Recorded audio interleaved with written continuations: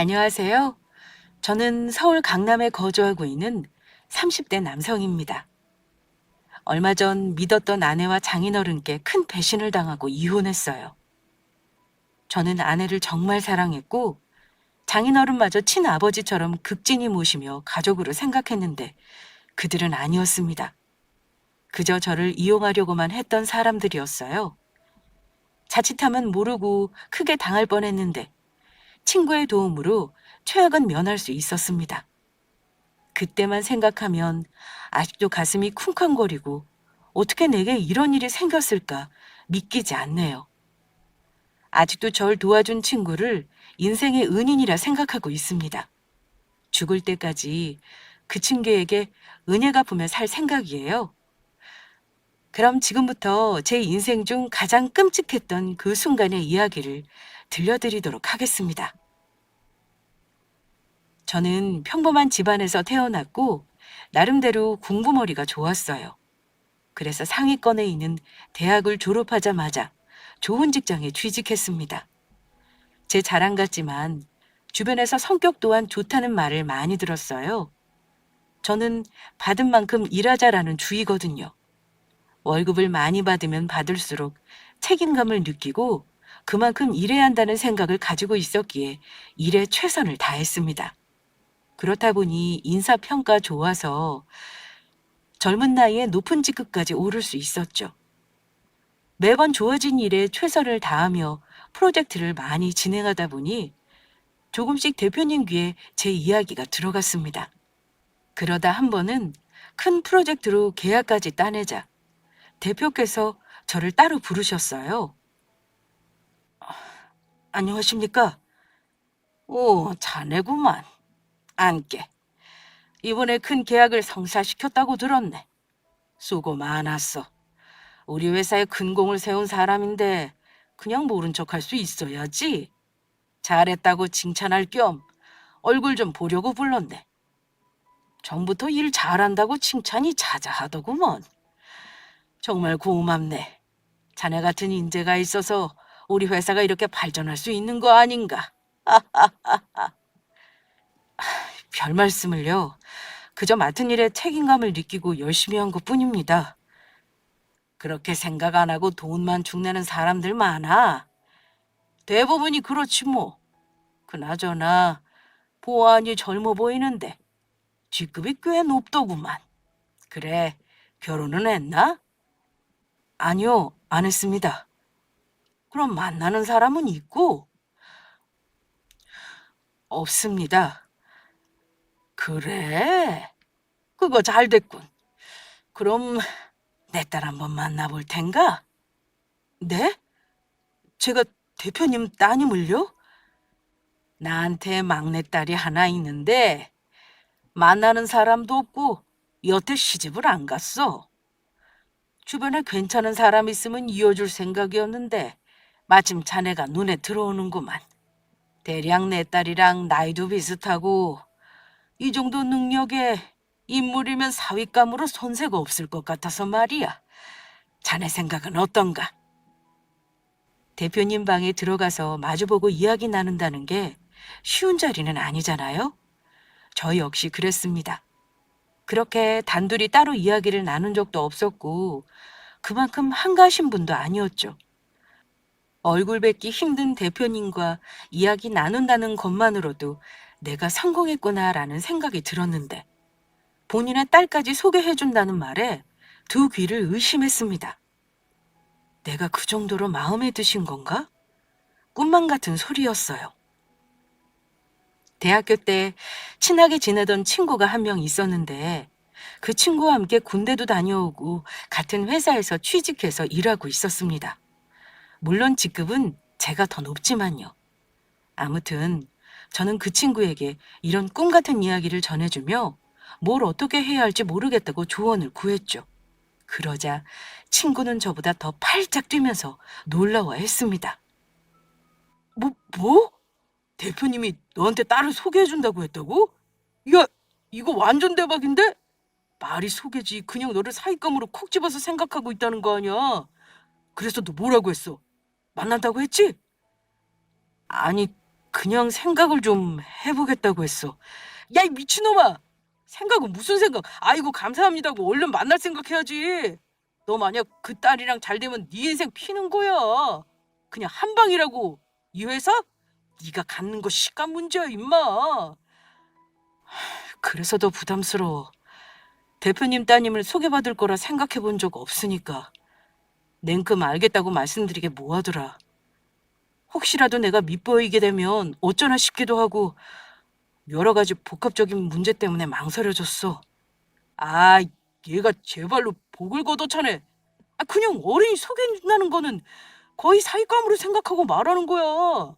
대표님이 널 좋게 보셨으니까 딸한테도 잘 한번 만나보라고 하겠지. 다른 사람 통해서 소개받는 것도 아니고 바로 대표님께 소개받는 건데 뭐가 걱정이야? 난 그저 부럽기만 하다. 그러지 말고 얼른 가서 한번 만나보겠다고 말씀드려. 너 이거 진짜 쉽게 오는 기회 아니다. 친구의 말을 잘 이해하고 있습니다. 저 역시 친구와 같은 생각이었어요. 결코 쉽게 오는 기회가 아니죠. 그만큼 너무 흔한 기회가 아니라서 잠시 고민이 됐습니다. 그래서 생각해 보겠다고 말씀드릴 수밖에 없었고요. 그리고 정말 며칠 동안 신중히 생각해 봤는데 아무리 생각해도 저는 소개받으면 안 되겠다는 생각만 들었습니다. 아니, 자신이 없었다고나 할까요? 친구처럼 이게 웬 떡이냐, 굴러들어온 복이다 생각되지 않았어요. 그저 엄청나게 부담스럽기만 했습니다. 제가 그렇게 출세 욕심이나 야망 있는 사람은 아니었나 봐요. 제가 받은 만큼 일하는 게 마음 편하고 좋더라고요.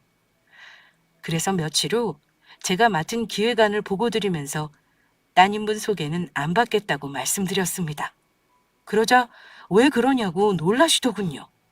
왜 소개를 안 받겠다는 건가? 다른 사람들은 좋아서 만나겠다고 야단일 텐데 혹시 내 딸이 마음에 들지 않는 건가? 그럴 리가요. 그런 거 아닙니다. 아무래도 대표님 따님이시니까 여러 가지로 부담되어 그렇습니다. 제가 따님분과 어울리는 그릇도 못 되고요. 아, 글쎄, 그건 걱정할 게 못 되네. 내가 자네한테 이렇게 직접적으로 말하는 거 보면 모르겠나?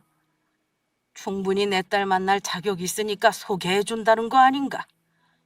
너무 그게 부담 갖지 말고 한번 만나보게나. 인연이 아니면 아니구나 생각할 때니 염려 말고.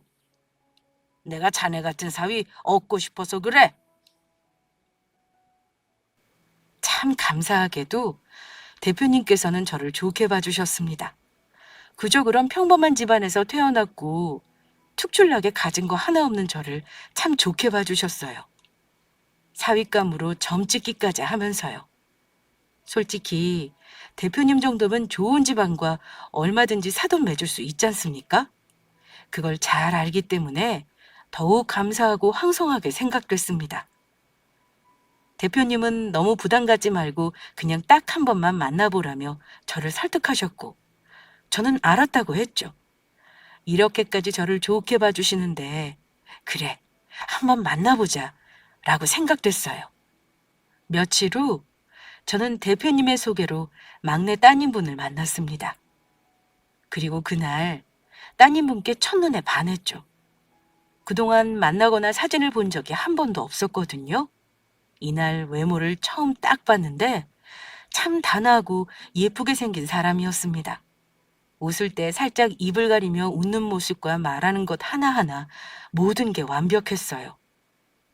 정말 거짓말 하나 보태지 않고 제가 원하던 꿈에 그리던 이상형이었습니다. 그래서 엄청나게 떨렸지만 잘 보이려고 최선을 다했어요. 따님분은 떨려하면서 노력하는 제 모습을 좋게 봐주었는지 귀엽다며 싱긋 웃었습니다.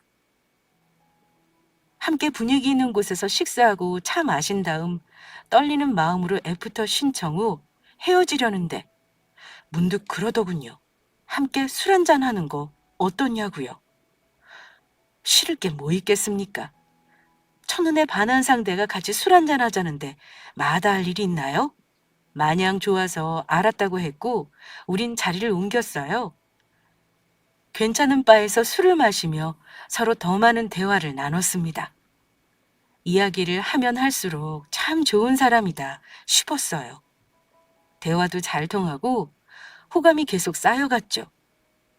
생각해보면 이때 정신 차렸어야 했는데 그러지 못했습니다. 아쉬운 마음에 계속해서 술을 마시며 많은 이야기를 나눴고 결국에는 필름이 끊기고 말았죠. 이게 어떻게 된 거예요? 우리가 왜... 눈 떠보니 참 가관이었습니다. 아니 글쎄 저와 대표님 따님분이 한 침대에 누워 있었으니까요. 뭔가 잘못돼도 단단히 잘못됐다는 생각에 등골이 오싹해졌습니다. 술을 많이 마셔서 필름이 끊긴 모양인데 왜 우리가 한 침대에 있는지 전날 무슨 일이 있었는지 하나도 기억나지 않았습니다. 우선 회사에 출근은 해야 하니까 서둘러 옷을 챙겨 입고 나왔어요. 그리고 뭐라고 연락하면 좋을까 이런저런 고민을 하면서 머리를 쥐어뜯었습니다. 아무리 기억해내려고 해도 도무지 기억나지 않았어요. 천만함의 큰 실수를 저질렀으니 뭘 어떻게 하면 좋을지 막막하더군요. 그때부터 혹시라도 대표님과 마주칠까 이리저리 도망다니며 피해 다니기 일쑤였습니다. 고민 끝에 따님분께 잘 들어갔냐, 그날 술이 많이 취해서 잘 기억나지 않는다, 어떻게 된 건지 아냐고 연락했지만 어떠한 답도 없었습니다. 그렇다고 대표님께 여쭤볼 수는 없고 속만 타들어가고 있었죠. 그러던 어느 날이었습니다. 회사로 대표님의 따님분이 저를 만나러 찾아왔어요. 그리고는 대뜸 임신 테스트기를 보여주며 책임지라더군요. 이게 뭐죠? 뭐긴요.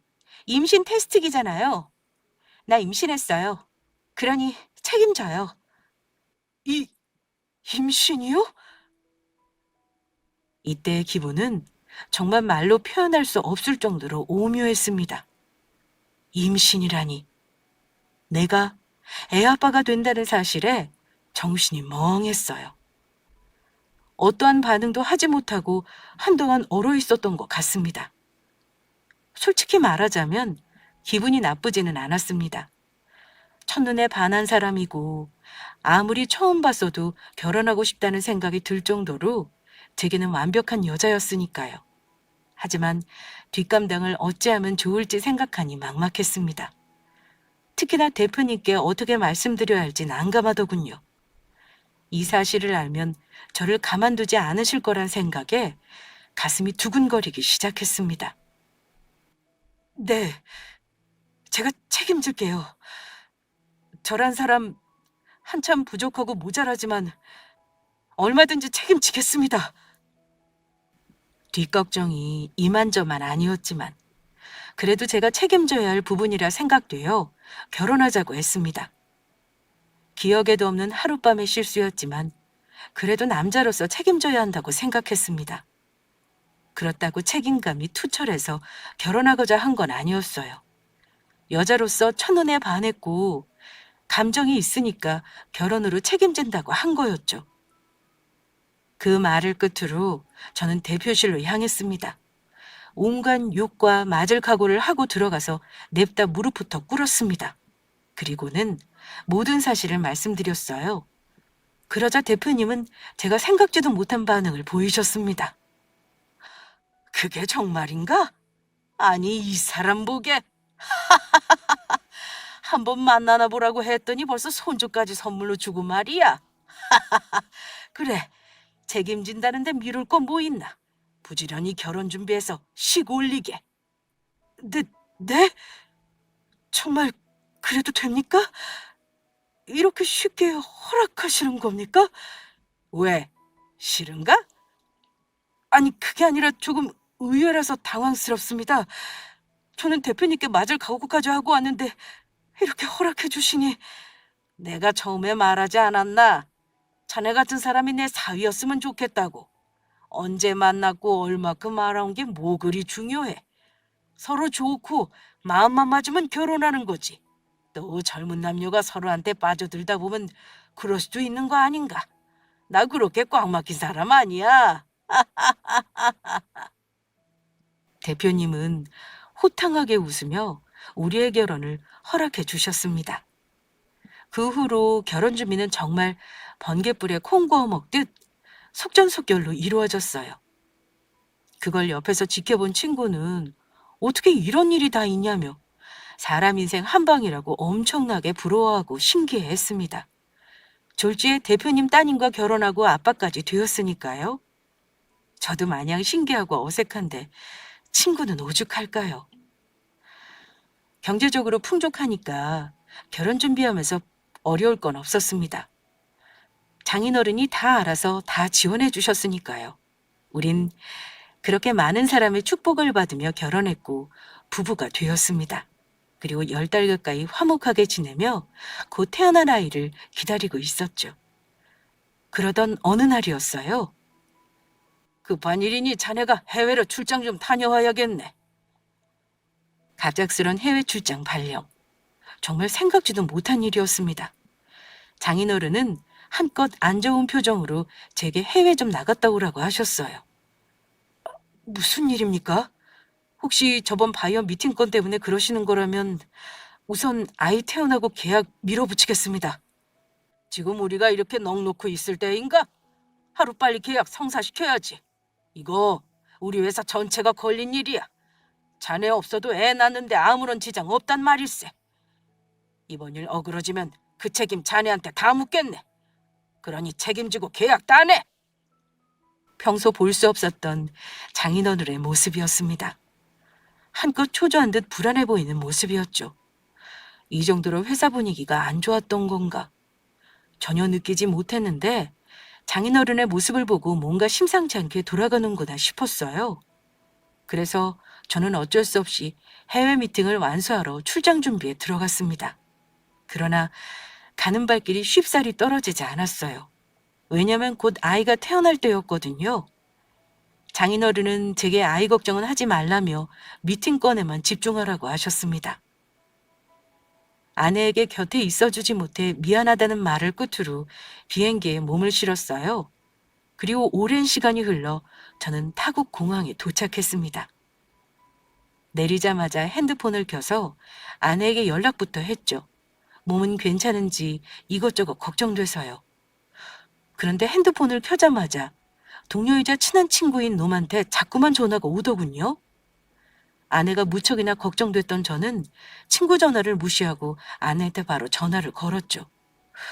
그런데 이상하게 계속 핸드폰이 꺼져 있다는 둥 연락이 잘 안 되는 겁니다. 무슨 일이 있나 싶어서 계속해서 걸려오는 친구의 전화를 받았죠. 겸사겸사 아내한테 무슨 일이 있는지 확인 좀 해달라고요. 그런데 전화를 받자마자 친구가 냅다 소리치기 시작했습니다. 야, 너 왜 이렇게 전화를 안 받아? 너 지금 어디야? 어디긴 어디야, 공항이지. 그래? 그럼 지금 당장 다시 한국 오는 티켓 끊어서 빨리 돌아와. 뭐? 바이오 만나러 왔는데 뭘 돌아와? 심심하냐? 야, 그러지 말고 지금 아내가 내 전화를 계속 안 받거든? 몇 시간째 연락도 없고 아무래도 무슨 일이 생긴 것 같은데 네가 좀 알아봐줘. 당연히 연락 안 되겠지. 제 아빠랑 짜고 치고 너 죽이려는 사람인데. 뭐? 잔말 말고 당장 한국으로 돌아와. 너 거기 계속 있으면 위험해. 자꾸 무슨 소리를 해대는 거야? 위험하긴 뭐가 위험해. 난 진지한데 심심하다고 이딴 장난이나 치냐? 할 짓 없이. 끊어 임마. 내 말 좀 들어 이 자식아. 그래 좋아. 지금 내가 하는 말 이해 안 되겠지. 무슨 소린가 싶을 거야. 그런데 그냥 무조건 들어야 해. 너 거기 있으면 위험해. 죽을 수도 있다고. 자세한 건 돌아오면 다 설명해 줄 테니까 최대한 빨리 티켓 끊어서 한국으로 돌아와. 어? 바이오 미팅 그딴 거 없다고. 대표님이랑 네 아내가 짜고 치고 너 죽이려고 해외 보낸 거야 이 바보야. 뭐라고? 처음에는 친구의 말이 장난이라 여겼습니다. 이렇게나 할 짓이 없나. 장난 그만 치라고. 이딴 장난 기분 안 좋다고 막 화까지 냈어요. 그랬더니 친구가 세상 진지한 말투로 절대 장난이 아니라며 못 박았습니다.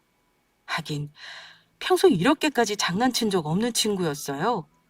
정말 친구 말대로 뭔가 있는 건가 싶은 생각에 심장이 덜컥 내려앉았습니다. 절묘하게 장인어른과 아내 모두 연락이 안 됐고요. 믿줘야 본전이지. 친구가 이렇게까지 하는데 설마 장난일 리 없다 생각됐습니다. 평소 이런 식의 장난을 친 적도 없었고요. 거기다 공항 분위기가 묘하게 흘러갔습니다. 여러 남자가 우르르 몰려다니며 사진을 보고 누군가를 찾는 듯 보였어요. 그게 혹시 나일까 싶은 생각이 덜컥 나더군요. 황급히 구석으로 몸을 숨겼습니다. 내가 모르는 뭔가 있다는 생각에 부랴부랴 한국행 티켓을 뽑고 최대한 빠르게 돌아갔어요. 그리고 몇 시간 후 다시 한국 공항에 도착한 저는 곧장 친구 집으로 향했습니다. 친구 집에 도착하자마자 친구는 주변을 두리번거리며 경계하더니 저를 집으로 들어오게 했어요. 저는 어떻게 된 일이냐 묻기 시작했고 조용히 핸드폰을 건네줬습니다. 이게 뭐야? 네가 안 믿을까 봐 중고로 남겨라고 찍어둔 거니까 직접 확인해라. 핸드폰 속에는 영상이 하나 있었고 저는 떨리는 마음으로 재생을 눌렀습니다. 영상 속 배경은 장인어른이 계신 대표실이었어요. 그곳에서 장인어른과 아내가 무슨 이야기를 나누고 있었습니다. 그래, 차질 없이 비행기 탄 거지? 아침에 배웅하고 출국하는 것까지 다 보고 왔어. 그나저나 아빠, 확실하게 준비해둔 거 맞아? 나 진짜 불안해 죽겠어. 혹시라도 안 죽으면 어떡해? 그럴 일 없어. 돈이 괜히 있겠냐? 돈이면 사람 죽여주는 세상인데 불안할 게 뭐 있어? 공항 도착하자마자 호텔로 유인해서 데리고 가라고 했고 그곳에서 깔끔하게 처리하기로 했다.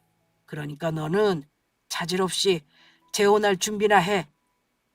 그러니까 귀찮게 뭐하러 결혼을 하라고 해서 이 난리를 만들어. 이게 다 아빠 때문이잖아. 그냥 가만히 있었으면 됐을걸. 아비가 돼서 어떻게 가만히 있어 이 녀석아. 여차하면 미워 못되게 생겼는데 그 꼴을 어떻게 보라고? 이 바닥 소문 순식간이야. 결혼하기 전에 임시부터 해서 애 낳았다는 소문 돌기 시작하면 네 혼사길 막히는 건 시간 문제라고. 그래서 그딴 놈이랑 결혼하라고 부추기는 건 아니지. 뭐 아빠 말해도 내가 원하는 대로 주무를 수 있어서 그건 괜찮았는데 어느 순간 짜증나. 제 새끼 임신한 것도 아닌데 별의별 수사는 다 떨고 앉아있고 귀찮아 죽겠다고. 영상 속에서 들려오는 아내와 장인어른의 대화. 저는 대체 이게 다 무슨 소리인지 이해할 수 없었습니다. 멍하니 친구를 쳐다보며 이 영상 뭐냐고 따졌어요. 그러자 친구가 제게 그러더군요. 결제 올릴 서류 좀 올리라는 상사의 심부름에 우연히 대표실로 향했대요. 방에 아무도 없어서 책상에 두고 나가려는데 인사평가에 대한 파일이 있어서 호기심에 몰래 살펴보고 있었답니다. 그때 누군가 다가오는 발소리에 흠칫 놀랐고 이것저것 벌려놓고 보았던 터라 수습한다고 미처 빠져나갈 타이밍을 놓쳤대요. 그래서 급하게 몸을 숨겼죠. 그리고 방으로 들어온 대표님과 제 아내가 나눈 이야기를 듣고 뭔가 이상함을 느꼈대요. 아무래도 이건 증거를 남겨놔야겠다 싶어서 서둘러 영상을 찍었답니다. 제게 직접 보여주기 위해서요. 본인이 이상한 소문을 들었다고 하더군요. 글쎄 아내가 원래 다른 회사의 아들과 연인 관계였고 결혼까지 이야기가 오갔는데 중간에 그게 엎어지면서 저와 결혼했다는 소문이었습니다. 그러면서 정말 그 소문이 사실이라면 지금 뱃속의 아이가 그 남자아이가 아니냐고 하더군요. 그걸 감추기 위해 저와 급하게 결혼시킨 거고요. 생각해보면 아무리 술기운에 사고 친 거라고 하지만 전혀 기억이 없었습니다. 술집에서 함께 술을 주고 마신 건 기억나는데 그 뒤로는 전혀 기억이 나지 않아요. 많이 마셔서 필름이 끊겼나 보다 싶었지만 친구의 말을 들으니 의심되는 구석이 한 군데가 아니었습니다. 무엇보다 둘은 저를 죽이려고 했으니까 말이죠. 한동안 담배만 연거푸 피워대며 그동안의 일을 곱씹어보며 정리하고 의심스러운 부분을 떠올렸습니다. 아무리 생각해도 이건 저 혼자 역부족일 것 같더군요. 앞으로 어떻게 할 거냐는 친구의 말에 저는 더 증거를 찾아서 전말을 확실히 알고 싶다고 했습니다. 그러자 친구는 잘 아는 흥신소가 있다며 저를 소개해 줬어요. 그곳은 친구의 친한 선배가 운영하는 곳이라 두 발 벗고 저를 도와주더군요. 그렇게 저는 한동안 친구 집에서 지내며 숨죽인 듯 지냈습니다. 그리고 며칠 후 흥신소를 통해 대표와 아내의 구린 정황을 찾아낼 수 있었죠. 모든 증거가 다 모인 뒤 저는 참을 게 없었어요. 믿었던 장인어른과 아내를 절대로 용서할 수 없었습니다. 그래서 불도저처럼 집에 찾아가 아내를 데리고 거칠게 차를 태웠어요. 아내는 저를 보자마자 귀신이라도 본 듯 놀란 표정을 지었습니다. 당신이 어떻게... 왜? 내가 살아있어서 놀랐어? 아내를 데리고 급히 향한 곳은 회사였습니다. 들어가지 않겠다고 발악하는 아내를 힘으로 끌고 대표님실로 향했어요. 그리고 문을 열자마자 아내를 데리고 들어가서 바닥에 내동댕이 쳤습니다. 그러자 저를 보고 놀란 장인어른은 이게 뭐하는 짓이냐며 다짜고짜 화를 내더군요. 왜 제게 화를 내십니까? 화를 내야 할 사람은 장인어른이 아니라 바로 접니다. 많이 놀라셨죠? 제가 이렇게 멀쩡히 살아 돌아와서... 뭐야? 이것들 감히 날 속이고 일을 이딴 식으로 처리한 거야? 하마터면 그 사람들한테 끌려가서 죽을 뻔했죠. 다행히 은인의 도움으로 재빨리 몸을 숨길 수 있었습니다. 한국에서 죽으면 뒤탈 생길까봐 일부러 해외로 보내신 거죠? 거기서 깔끔하게 죽이려고. 선수들까지 고용해서 돈 먹였는데 이걸 어찌합니까? 제가 중간에 눈치채고 도망가는 바람에 그것들이 그냥 죽였다고 한 모양이네요. 받아먹은 돈 돌려주기 싫어서. 난 모르는 일일세.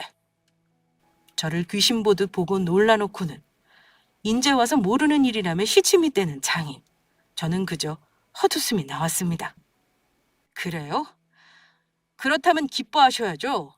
해외 출장 간다 해놓고 그동안 연락 한 통 없었는데 죽었는지 살았는지 생사를 알 수 없던 사위가 돌아왔으면 기뻐해야 하는 거 아닙니까? 장인어른도 그렇고 이 사람도 그렇고 모두 저를 귀신 보듯 놀라더군요. 왜 그런지 제가 설명해 드릴까요? 그동안 두 사람은 절 찾지 않았습니다. 왜냐? 날 죽이려고 일부러 출장으로 위장해서 보낸 거였으니까. 왜 이래 정말. 아빠랑 내가 언제 그랬다고 함부로 모함하는 거야? 귀신 보듯 놀랄만 하지. 그동안 연락 한 통 없다가 나타났는데 안 놀라고 배겨? 그런 거 치곤 둘 다 아무런 행동도 취하지 않았잖아. 장인어른, 어떻게 생각하십니까? 정말 이 사람 말이 맞다고 생각하세요? 사위가 없어졌는데 가만히 있을 장인어른이 어디 있죠? 내가 남도 아니고 네 남편인데 실종 신고는커녕 문자나 전화 한 통조차 없었어. 그건 어떻게 설명할 건데? 그건 자네가 오해하는 걸세. 내가 사람들 풀어서 조용히 알아보던 중이었네. 사위가 없어졌는데 조용히요? 괜히 일 커져서 좋을 게 뭔가. 이 바닥 소문 한순간인 거 모르나? 괜히 이야기 잘못 퍼져서 회사에 영향이라도 미치면 그땐 어쩌고. 우리로서는 어쩔 수 없는 선택이었네. 제가 모든 걸 다 알고 있는 것도 모르고 두 사람은 끝까지 시치미를 대며 모르쇠로 일관했습니다. 그 모습을 보자 정말 가증스럽더군요. 이렇게 추악한 인간들인지도 모르고 존경하며 사랑했다니. 지난날의 제가 너무나도 싫어지는 순간이었습니다. 제가 아무런 증거도 없이 이러는 듯 했어요. 제가 어떠한 패가 있는 줄도 모른 채 말입니다. 그래서 저는 미리 준비한 증거들을 꺼내기 시작했어요. 먼저 아내가 저와 결혼하기 전에 만난 남자 사진을 바닥에 뿌려댔습니다. 둘이 함께 찍은 사진들까지도요. 그러자 아내와 장인은 당황스러운 표정으로 사진을 살펴보았습니다. 이게 뭐야? 이 사진들 어디서 났어? 뭐야? 너 나 몰래 내 뒷조사하고 다녔니? 날 두고 두 사람이 사기를 치니까 뒷조사를 좀 했어. 왜? 그러면 안 돼? 이 사진 보니까 좀 감이 오지 않아? 뭐? 내가 어디까지 알고 있을 것 같니? 너 정말 찌질하다. 과거에 연연한 남자였어? 그래, 너랑 결혼하기 전에 만나던 남자였어. 근데 그게 왜? 나는 뭐 연애도 못하니? 내가 고작 과거에 연연하는 남자로 보여? 결혼 전에 누굴 만났던 조금도 상관 안 해. 다만 날 속인 건 죽어도 용납 못해. 네 뱃속의 아기 내 아이 아니잖아. 이 사진 속에 있는 남자가 애 아빠라는 사실을 알아버렸거든. 그걸 어떻게... 장인어른도 다 알고 계셨잖아요? 이 사람이 저 남자의 아이를 가졌다는 거. 그래서 둘이 짜고 나랑 결혼시킨 거잖아. 안 그래? 이보게, 자네, 제가 아주 재미있는 이야기를 들었습니다. 드라마 속에나 나올 법한 이야기더군요. 제가 결혼하기 전에 두 사람은 집안의 소개로 만남을 이어가던 중 임신하게 됐습니다. 양쪽 집안은 빠르게 결혼 준비를 시작했어요. 그런데 어느 날 무슨 이유 때문인지는 모르겠지만 남자의 마음이 변해버렸죠. 둘째의 임신한 채로 버려진 아내는 선택지가 없었습니다. 그래서 장인어른을 생각하게 되죠. 결혼한다는 소문이 돌았으니 이렇게 된 거 다른 놈과 결혼을 시켜야겠다. 그래서 급하게 저를 물색, 다른 사람들의 시선이 신경 쓰였던 장인어른은 급하게 다른 남자와 결혼시킬 계획을 하게 됩니다. 그것도 본인 회사에서 근무하는 사람을 고르게 된 거죠. 적당히 능력이고 잘 포장할 수 있는 사람으로요. 그 주인공이 바로 저였던 거죠. 아무것도 모르는 놈 술 잔뜩 먹어서 가짜로 사고치게 만들고 본인 아이 가졌으니 결혼해달라.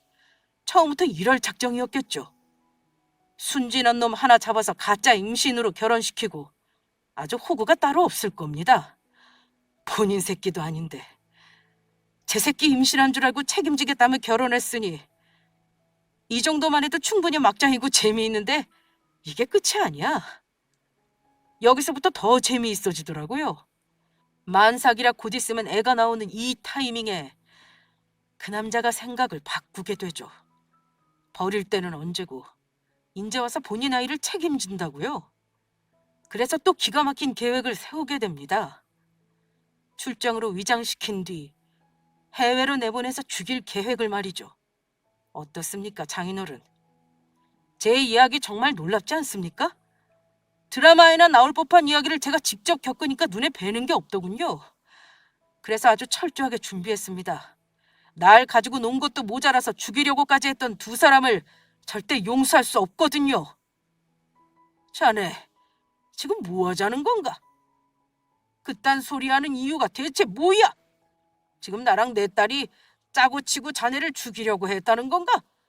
근거도 없는 소리 집어치우게. 더 이상 들어줄 가치도 없어. 꼴 보기도 싫으니까 썩 나가! 제 말은 조금의 과장이나 거짓 한 점 없는 사실이었습니다. 있는 그대로를 말한 것뿐인데 찔리니까 되레 큰 소리 치며 저를 미친놈 취급하더군요. 바닥에 있는 증거 사진을 갈갈이 찢더니 제 얼굴에 집어던졌습니다. 이러면 그동안 장인어른과 아내가 저지른 행동이 없어지기라도 합니까? 제가 말씀드렸잖아요. 이미 모든 걸 다 알고 있다고. 네가 뭘 알고 있다는 거야? 내가 그딴 소리 집어치우라고 했지. 증거 있어? 내 딸이랑 내가 짜고 치고 널 죽이려고 했다는 증거 있냐 이 말이야. 너 지금 크게 실수한 거야. 난 네 장인어른이고 이 회사 대표야. 입 함부로 놀리다 어떤 꼴이 될지 잘 생각해라. 이건 장인으로서 하는 경고야. 제가 설마 그런 패도 없이 이렇게 굴까요? 아까 말씀드렸습니다. 다 알고 있고 그만한 증거 충분합니다. 먼저 이것부터 보시죠. 두 사람이 여기서 나눈 대화니까 잘 알 거라 생각해요. 이 영상만으로 절 죽이려고 했다는 건 명백히 입증되지 않겠습니까? 저는 친구가 촬영한 영상본을 핸드폰으로 재생시켰습니다. 그리고 두 사람에게 잘 보라며 보여줬죠. 그러자 장인어른과 아내는 하얗게 질린 얼굴로 서로를 쳐다보며 어떻게 해야 할지 모르는 표정을 지었습니다. 특히나 아내는 몹시 불안해하고 있었어요. 이 영상뿐만이 아닙니다. 아내가 다른 남자의 아이를 가졌다는 것, 이건 역시 영상 속에서 자백한 셈이기 때문에 이 결혼, 명백히 사기 결혼이라고요. 그래서 혼인무효 소송 걸 겁니다. 또 저를 죽이고자 살인 의뢰한 죗값도 톡톡히 치르게 할 생각이고요. 뭐? 대체 그 남자가 무슨 이유로 본인 아이를 임신한 여자를 버렸는지 모르겠지만 두 사람 참 어리석네요. 한 번 버린 놈이 두 번은 안 버릴까요? 손바닥 뒤집듯 자기 본인 아이 가진 여자와 결혼하겠다는 그런 놈을 정말 믿는 겁니까? 저라면 절대 안 믿습니다. 저 하나 죽여서 그렇게 재혼시키고 싶었어요? 그래요. 이해합니다. 그만한 가치가 있는 놈이겠죠. 저보다 훨씬 집안 좋고 능력이 있으니까. 제멋대로 구는 놈이라도 그런 집안이 탐나서 재혼시키고 싶었던 거겠죠. 그동안 제 새끼도 아닌 다른 놈의 아이를 가진 아내를 위해만 살았고 몸절이하는 데 최선을 다한 나 같은 바보는 그냥 죽여 마땅했을 겁니다. 네, 그래요. 제 목숨보다 돈이 더 중요한 사람들이니까. 그 일 닥쳐! 네가 뭘 안다고 함부로 짓거려? 그렇게 잘 알면 억울한 건 없겠네. 그러게, 돈 좀 많은 집에서 태어났어야지. 쥐뿔도 없는 집에서 태어나니까 호구 취급당하면 바보같이 살지. 겨우 그깟 증거 하나 믿고 이렇게 설치나 본데. 어디 한번 마음대로 해봐. 네가 아무리 날뛰어도 넌 내 상대가 안 돼. 그딴 걸로는 날 어떻게 할 수 없어. 결코 못 쓰러뜨린다고. 내가 이 바닥에서 지낸 세월이 얼만데. 돈도 있고 지위도 있겠다. 무서운 거 없어. 네가 아무리 건방지게 굴어도 난 절대 순순히 당하지 않아. 그딴 증거? 가소롭지. 우리나라는 돈이 곧 전부인 세상이야. 돈만 있으면 못할 것이 없어. 참 살기 좋은 나라지. 비싼 변호사들 고용하면 빠져나갈 구멍은 넘쳐나. 얼마든지 넘어갈 수 있다고. 과연 그럴까요? 장인어른은 저를 참 만만히 보신 모양입니다. 제가 그 정도로 머리 나쁜 놈은 아닌데 말이죠. 그렇게 말씀하실 줄 알았습니다. 그래서 저도 정성껏 준비했어요. 아무리 비싼 변호사를 고용해서 두른다 해도 결코 빠져나갈 수 없는 증거를 구했습니다. 그거라면 장인어른 무너뜨리는 거 순식간일 거예요. 이놈이 지금 뭐라는 거야? 그딴 게 어디 있어? 니깎게 무슨 수로 날 넘어뜨린다는 거야? 장인어른이란 사람은 저를 한참이나 만만히 봤나 봅니다. 모르면 몰랐지 알고도 당하는 바보가 아닌데 말이죠. 머리가 나쁜 편도 아니고 치밀하게 준비라는 걸 잘하는 저로서는 자신이 있었습니다. 장인어른을 쓰러뜨릴 만반의 준비를 끝마쳤거든요. 그게 뭐냐고요? 사실 흥신소를 통해 아내의 뒷조사를 했을 때 다른 것도 같이 준비했습니다. 바로 장인어른이 저를 죽이려고 고용한 선수들. 그 선수들을 찾아내느라 애 좀 먹었어요. 원래 그런 사람들은 본인들 빠져나갈 구멍 하나쯤은 마련해 두거든요. 또 돈이면 뭐든 하는 사람들이니까 협상은 쉬웠습니다. 큰 돈을 지불하니 제가 원하는 증거를 순순히 내어주더군요. 바로 해외에서 저를 없애라는 장인어른의 음성을 말이죠. 장인어른 몰래 녹음해놨더라고요. 덕분에 저는 좋은 증거 자료로 활용할 수 있었습니다. 자신 있게 품에 있던 녹음기를 재생시켰습니다. 곧이어 장인어른의 목소리가 흘러나왔고 본인 사위를 깔끔하게 처리해달라는 내용이 담겨 있었어요. 그 소리를 들은 장인은 엄청이나 충격받은 표정을 지었습니다. 네가 어떻게 저걸... 이거 얻으려고 고생 좀 했습니다. 아무리 돈이면 다 아는 놈들이라지만 이런 놈들 찾아서 협상하는 거 정말 기분 더럽거든요. 근데 그래도 어쩔 수 없잖아요. 장인어른 무너뜨리려면 제가 먼저 그들을 찾아야만 하니까. 이제 좀 그림이 그려지세요? 이 모든 증거를 경찰에 제출하면 장인어른의 인생은 어떻게 달라질까요? 그동안 뭐하러 그리 애쓰며 사셨는지 모르겠네요. 어차피 감방에 들어가 남은 인생 거기서 살 텐데 뭐하러 딸 재혼시키려고 아득바득 굴었는지. 이거 터지고 경찰한테 잡히면 글쎄요. 재혼이고 뭐고 다 물 건너가는 거잖아요. 너, 이 자식. 이 증거만 빼도 박도 못합니다. 아무리 돈으로 잘난 변호사를 구해도 절대 못 막아요. 그러니 이쯤에서 순순히 인정하시죠. 모든 걸 자백하고 진심으로 용서를 구한다면 혹시 아나요? 그동안의 정을 생각해서 제가 눈 감아드릴지. 저는 장인을 향해 마지막 미끼를 던졌습니다. 제가 미쳤나요? 그깟 진심 어린 사과받겠다고 이런 쇼를 벌이진 않았겠죠. 이 미끼를 통해 장인 스스로 모든 걸 인정한다는 말을 녹음하고 싶었습니다. 그럼 정말 빼도 박도 못하는 상황이 되는 거니까요. 속으로 제발 제가 내민 미끼를 물기를 바랐어요. 장인의 표정은 이리저리 고민하는 듯 심각했습니다. 그리고는 옆에 있던 아내가 그런 장인을 자극했어요. 아주 고맙게도 말이죠. 그러길래 내가 죽이는 건 위험하다고 했잖아. 이게 다 아빠 때문이야. 괜히 일 키워서 왜 나까지 끌어들이게 만드냐고. 여보, 이거 다 아빠 작품이야. 난 그저 시키는 대로 한 것뿐이라고. 그러니까 여기서 난 좀 빼주면 안 돼? 내가 이렇게 용서를 구할게. 잘못했어. 당신 속이고 기만한 거 다 인정하고 잘못했어. 제발 나 한 번만 봐줘.